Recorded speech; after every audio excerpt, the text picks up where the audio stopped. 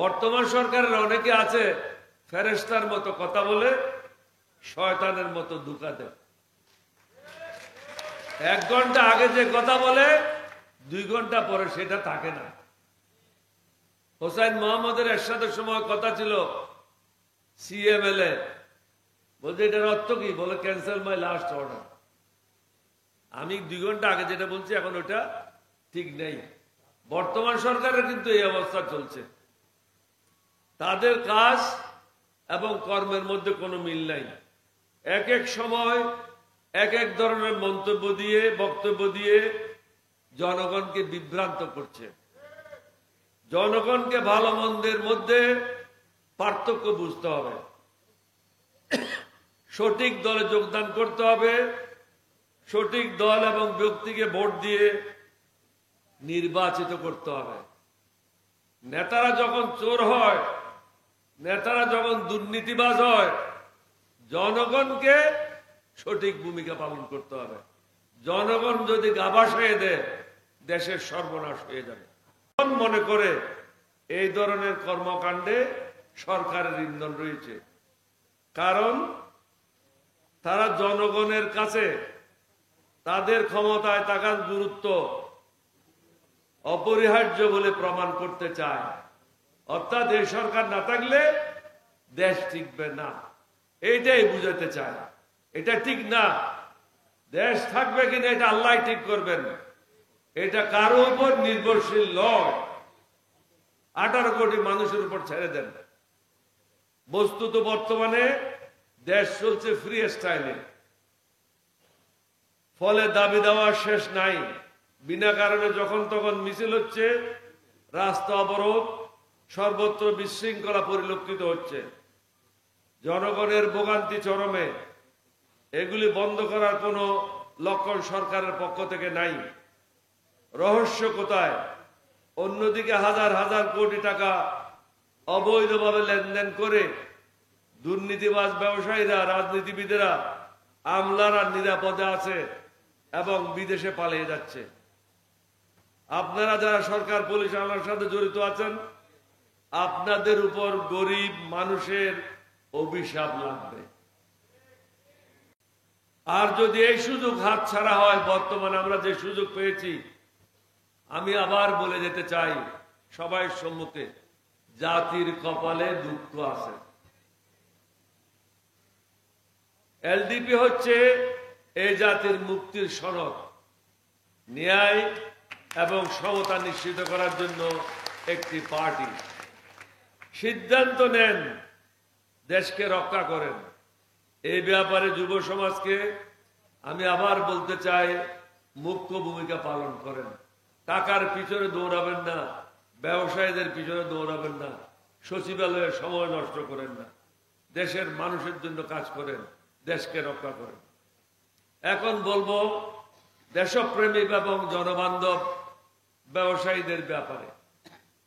সরকারের উচিত দেশপ্রেমিক এবং জনবান্ধব ব্যবসায়ীদের সমস্যাগুলি শোনা, সমাধান দেওয়া এবং তাদেরকে বিভিন্নভাবে ন্যায়সঙ্গত সহযোগিতা করা। কাজ করছেন না, আওয়ামী লীগকে পুনর্বাসন করার জন্য অপেক্ষা করছেন। আমাদের সন্দেহ হয় আপনারা দেশের জন্য কাজ করছেন না, আপনারা বরং আওয়ামী লীগদেরকে পুনর্বাসনের অপেক্ষায় আছেন। যার জন্য মাঝে মাঝে কেউ কেউ স্লিপ করে বলে দেন, হয়তো গুমের গরু বলতে পারেন বা নেশার গরু বলতে পারেন। আপনারা বলেন যে অংশগ্রহণমূলক নির্বাচন। অংশগ্রহণমূলক নির্বাচন মানে কি? 2014 সালে কোথায় শুয়েছিলেন? 18 সালে কোথায় ছিলেন? 2024 সালে কোথায় ছিলেন? ভারতকেও বলবো সাবধান, বাংলাদেশের ব্যাপারে নাক গলানো বন্ধ করো। যতদূর নাক বাইরে গলাবে অতদূর কেটে দেওয়া হবে। এটা এখন সংগ্রামের মাধ্যমে আমরা আমাদের দ্বিতীয়বার দেশকে সঠিক পথে পেয়েছি। তোমাদের মাল তোমাদের কাছে আছে, আমরা পাঠিয়ে দিয়েছি মাল। হাসিনা থেকে বাড়াই দিয়েছে। এখন তো মুদির আর সমস্যা থাকার কথা না।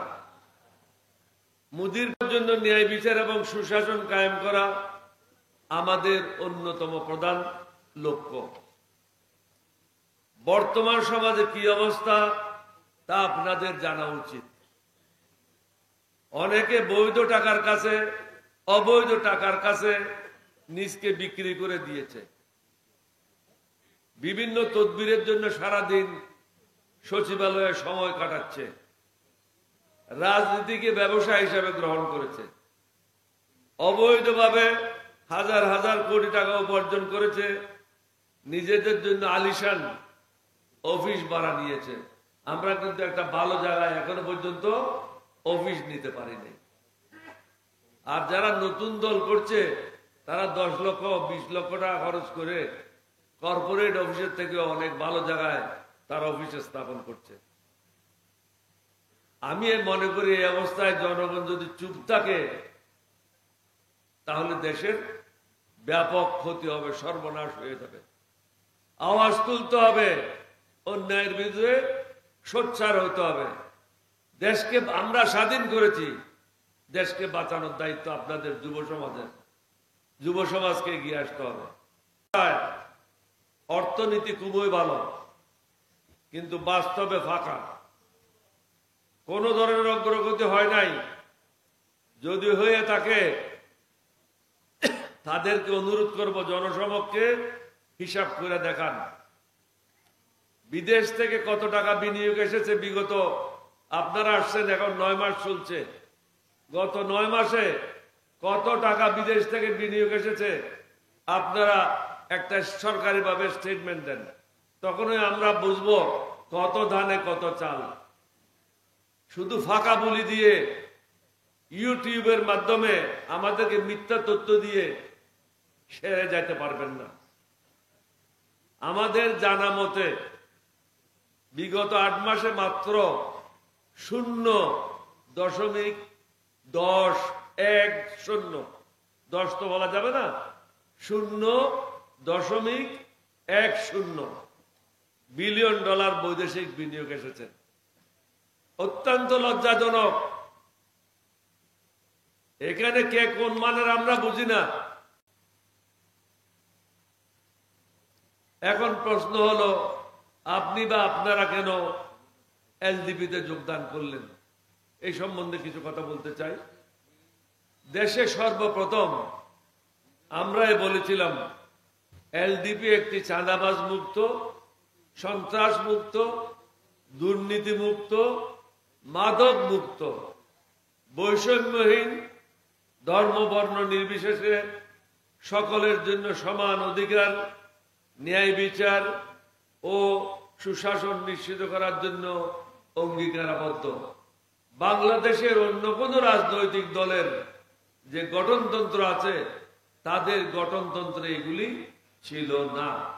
আমি নিজেই বহুদিন কষ্ট করে এই জিনিসগুলি অন্তর্ভুক্ত করেছিলাম।